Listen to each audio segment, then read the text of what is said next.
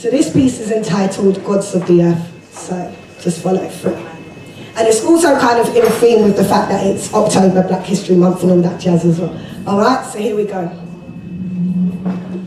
While I'm in love with the greatness of my femininity, I'm far from a feminist. And while I speak many words to empower the sisterhood, I am not deluded in the fact that it takes both a king and a queen to raise a successful dynasty. So may I just take this time to acknowledge the man that is he, the gods that walk the earth and kings worthy of their crowns of greatness, irrespective if you are aware of the phenomenon of your being. I send a round of applause to your fine chocolate form while my eyes delight in the pleasure of your finesse.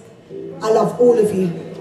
Regardless if you're rocking dreads, plaits or a barlet, let me take this time to salute all you generals and emperors holding it down, because even though society attempts to belligerently strip you of your crown, your capabilities still shine through. You see, in my eyes, no matter how they attempt to tarnish you, you will always represent the truth. And I have to raise a chorus to that natural characteristic you have that has been branded as swagger, because before you could even walk, you adorned an air of valor, my kings.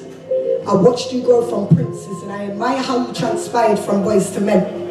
And since I'm on this subject, may I just interject with the fact that I love your intellect, the way that you can effortlessly soothe me with that deep dark baritone. And I am particularly fond of the way you manage to envelope me within the stratifications of your words.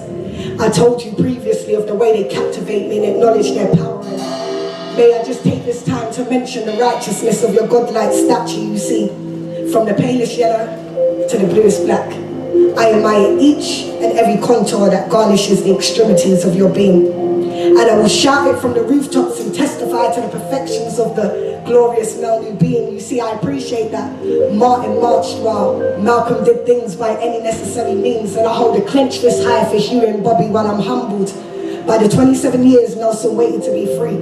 And I've got to give a shout out to Jackie Robinson for helping to break the social constraints of sports and segregation. And I've got to send kudos to Dr. Williams, who was the first successful open heart surgeon. And I can't lie, I was filled with pride when they finally accredited Denzel with the Oscar. And even though it was before my time, I got to pay homage to the fact Ray Charles won a Grammy for his tales about Georgia. And I could talk for hours about the marvel of your charms and still not venture into the depths of my admiration. I feel honored to be in your presence, and my only aspiration is that I'm gifted with my very own king, because only then can I show my true appreciation and continue the legacy of the many greats that came before him. So may I just raise a toast to boast in the excellence of the gods that rule the earth, for in my eyes, irrespective if you are aware of the phenomena of your being, your value far exceeds your worth.